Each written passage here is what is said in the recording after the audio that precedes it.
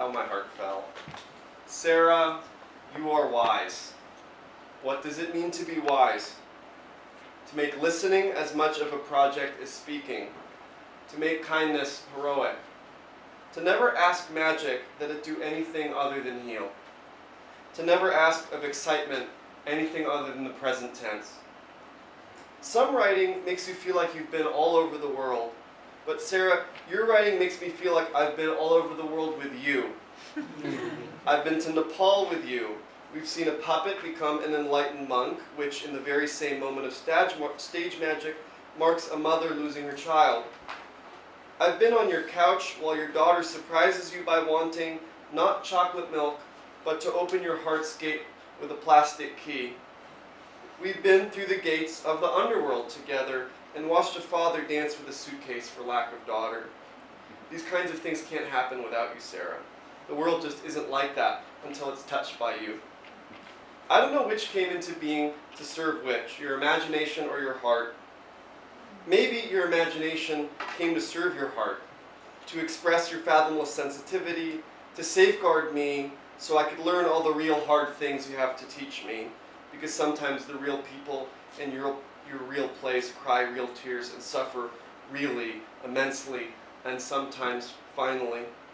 Or maybe your imagination, all on its own, started producing lovers' hair as leaking faucets and cell phones capable of transmitting conversation scraps to heaven. And it made such overwhelmingly beautiful things that it birthed your heart.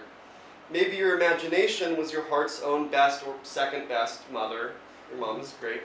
Letting you live hundreds of reincarnations in your mind, all during one lifespan, and that made you who you are. I often tell people in situations like this to listen closely to what they're about to hear, but I think everyone here will listen closely to Sarah's reading no matter what. She's such a good listener that she understands how to make her work a joy to listen to. So I'm not going to gush anymore. Sarah, roll.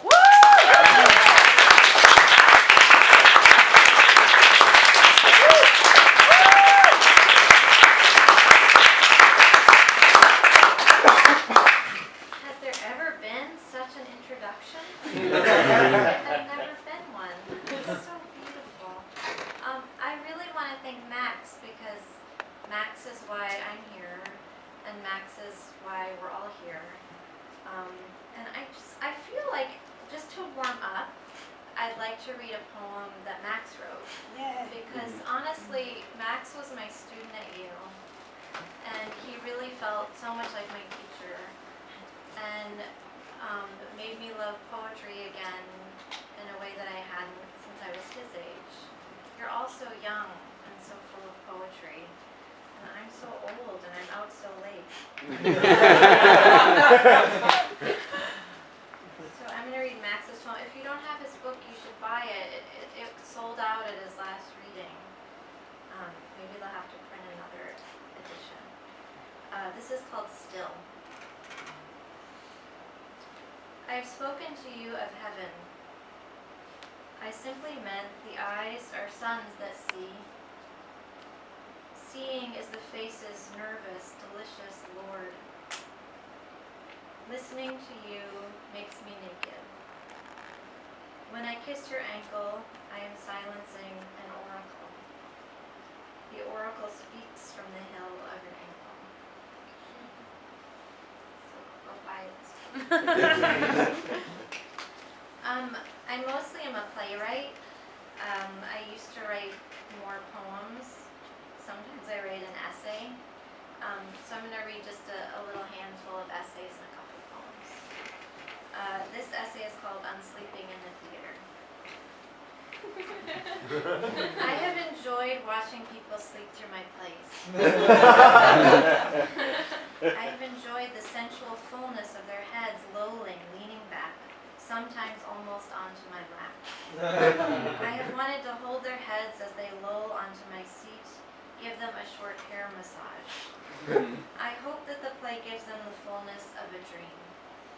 I would like to write a play that purposely puts people to sleep. I would like to import beds into the theater and couches, and to write a very long play for a very long nap. If members of the audience woke for a brief second, they would see something extraordinary on stage, like elephants balancing on horses. And they would drift back to sleep, and the dream of the elephant would merge with their more private dream, and no one would feel guilty, and no one would blame me, because they were meant to fall asleep. A small gift from me to them.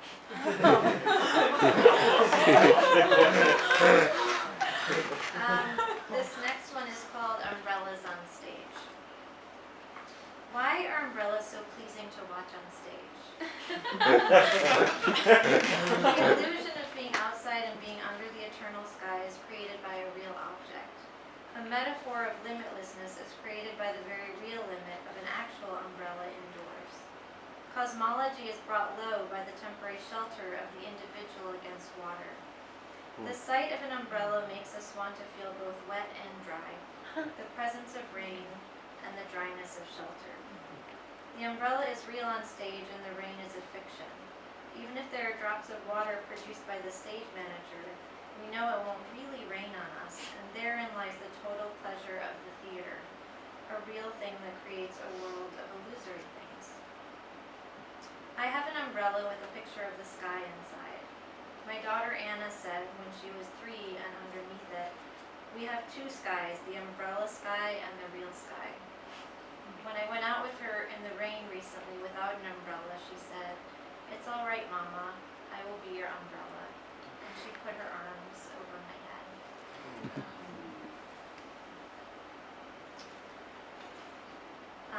This essay number 24 is called Bad Poets Make Good Playwrights.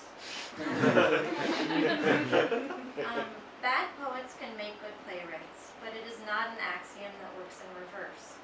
That is to say, bad playwrights do not necessarily make good poets, and great poets do not necessarily make great playwrights. See the case of Edna St. Vincent Millay. You've seen her, it's sad, her plays.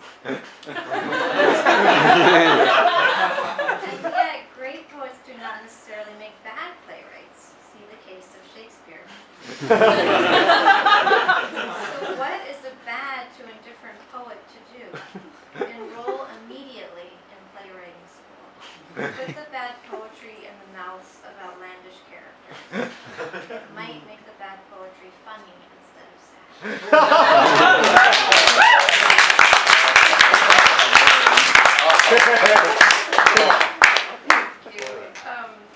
I'm going to read one more essay and then I'll read a couple of poems.